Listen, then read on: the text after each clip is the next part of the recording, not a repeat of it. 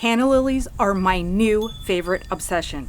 So these bloomin' babies right next to me with this tropical vibe here, they come in a variety of sizes and a variety of colors. And I would like to show you what I have and talk about some best care practices so that you too can enjoy the awesome beauty that Canna lilies have to offer.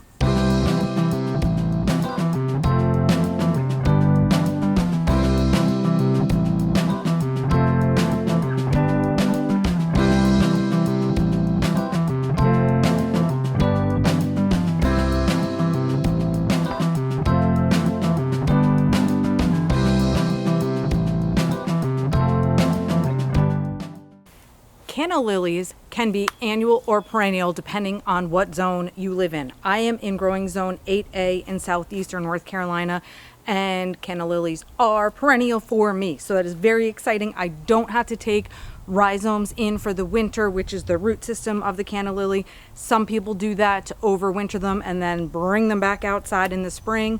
I don't have to do that here. So another goodie is they come in sizes that are small and they come in sizes that are tall.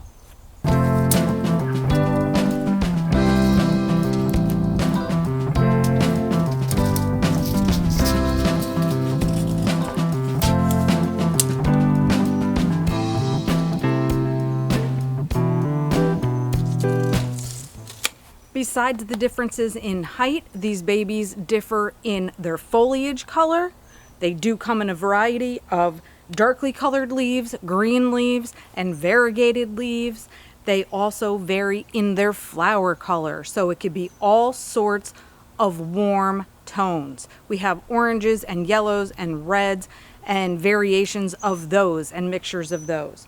So these plants have, I want to say, a varied look. Because of their variation in height, these babies can be placed in the front of your flower beds or in the back, depending on what you want.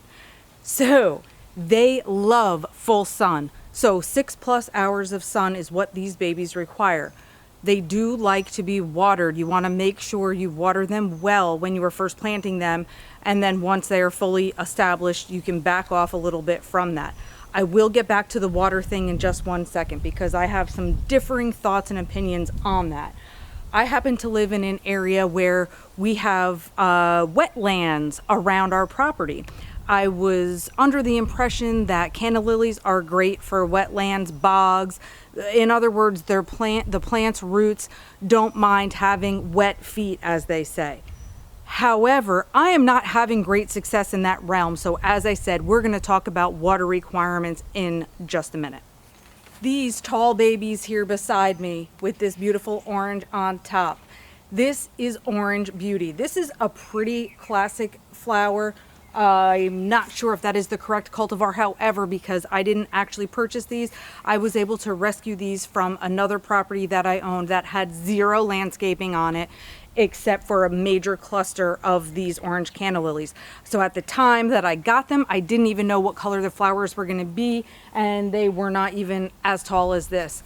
I was able to rescue them from this cluster because canna lilies really prefer to not be overcrowded. If they are overcrowded, or if they don't get enough water, or if they don't get their 6+ hours of direct sunlight, that is what stunts their growth. That's when you're likely to have cannas that are real short when they're not supposed to be, or maybe they're not going to flower for you. So those are just some things to keep in mind. Don't overcrowd them.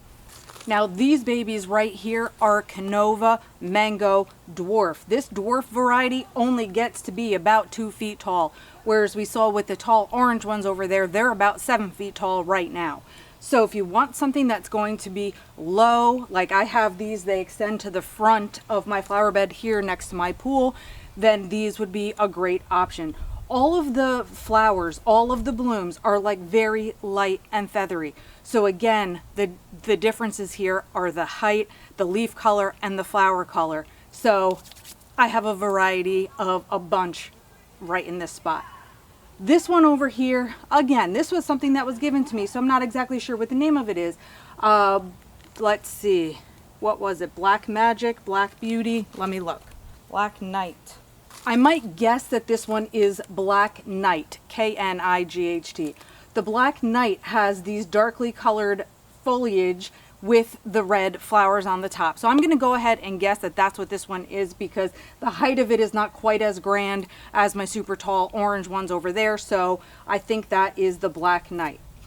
Something else you really want to do is make sure that you deadhead your Canna Lilies so that the plants will shoot up new blooms for you for a longer period of time. So I could just clip these things right off right here, and I'd like to go ahead and do that on my whole plant.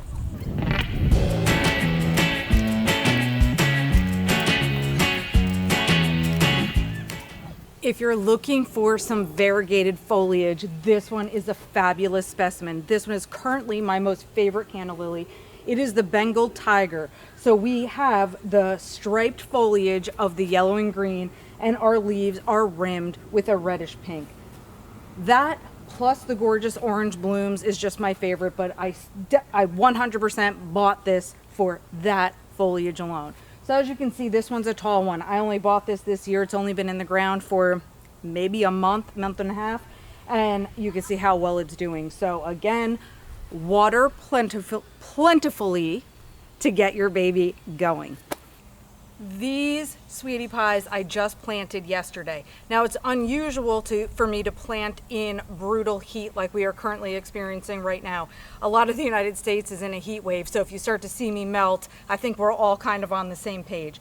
Well, I got these beauties. I just found them in the store. They have a little bit of an unusual flower petal coloring here. So I bought them because of the coloring, the pattern on the petals. So these are called Canna Sol Happy Cleo. Happy Cleo makes me happy too.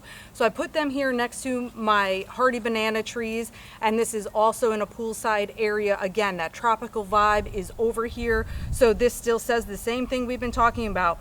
Full sun, and these guys, it says they're going to get to be about 22 inches tall. So that works out well for me. The hardiness zone on these in particular is 7 through 10. So you might get away a little further north than I am in zone 7 to have these be perennial for you too, which is super cool.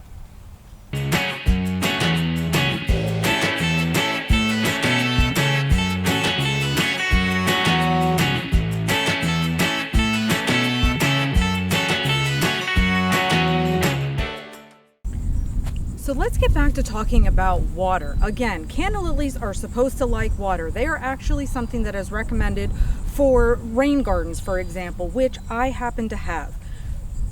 But I have a problem with growing them in my wet soil. So let me show you. I have some Canna Lilies right here in this garden. They're the same kind that I have in the backyard, and I have just moved them forward.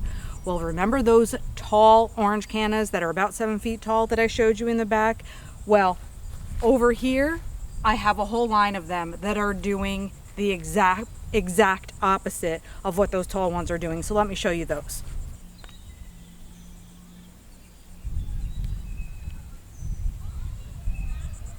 So in my neighborhood and in our part of North Carolina, we live on the coast. We, of course, don't like flash flooding, right? So when we get a ton of rain, a lot of neighborhoods are built with swales, as we call them, or drainage ditches. It's where the rainwater can collect, and it is sloped in such a way that the water ends up going basically out to the intercoastal waterway and out to the ocean, okay? So I have drainage ditches that do stay fairly wet a lot of the time. So since I have a slope from my yard, right here, my yard that goes to the drainage ditch, I have a lot of erosion right here. My grass does not grow. So one of the things I tried to do to help with the erosion problem was start some plantings right before the drainage ditch begins. So right before the lowest point that collects the most water.